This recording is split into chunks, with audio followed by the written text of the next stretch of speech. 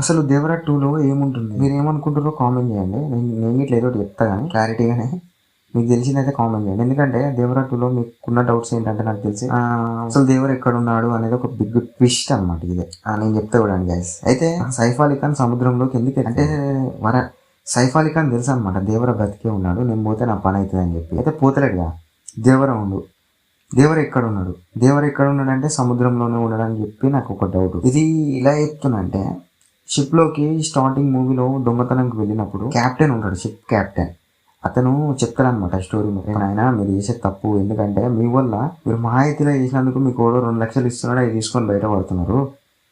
అయ్యే 2 లక్షలు తీసుకొని బయటపడినంత మాత్రాన మీ వల్ల చాలా మంది అమాయకులు చనిపోతున్నారు బయట, ఇది తప్పు. సో దయచేసి తప్పు ఈ పని చేయకూడరా, వేరే పని చేసుకోరని మంచిగా చెప్తాడు. ఎన్టీఆర్ గారు ఒక్కడే అర్థం చేసుకొని సరే అని చెప్పి లైట్ తీసుకొని ఉంటాడు.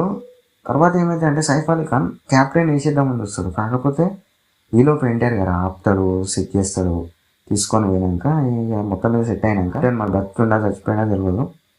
ఆ తెలిసి ఏమనిపిస్తుంది అంటే ఎన్టీఆర్ గారు చనిపోయాడు అంటున్నారు కదా, అప్పుడు ఎన్టీఆర్ గారిని కొట్టి ఖచ్చితో పొడిచినప్పుడు ఇవన్నీ అలా జరిగినప్పుడు ఎన్టీఆర్ గారు అక్కడే ఉండిపోయినాడు కదా. అక్కడ ఉండిపోయినప్పుడు నాకు తెలిసి వాళ్ళే షిప్లో అంటే క్యాప్టెన్ వాళ్ళంతా వచ్చి ఎన్టీఆర్ గారిని తీసుకొని వెళ్ళి షిప్లోనే ఉంచుకొని ఏమైందని చెప్పి అడిగి సెట్ చేస్తుండొచ్చు. ఎన్టీఆర్ గారికి కూడా చెప్తుండొచ్చు, వాళ్ళతోటి ఉంటుండొచ్చు, వాళ్ళతోటి పని చేసుకుంటా సముద్రంలోకి వచ్చిన వాళ్ళందరినీ వేసేసుకుంటూ ఉంటుండొచ్చు అని నాకు అనిపిస్తుంది. సెకండ్ దేవరా చంపిండు అని అంటారు. నాకు తెలిసి దేవరా అంటే దేవరా కొడుక్కి చెప్పుండొచ్చు, నేనే ఇట్లా చేస్తున్నా, వీలైతే నీకు ఒక అమ్మాయిని లవ్ చేస్తున్నావు కదా, ఇట్లా చెప్తే అమ్మాయి నిన్ను లవ్ చేసే ఛాన్సెస్ ఎక్కువ ఉంటుంటాయి.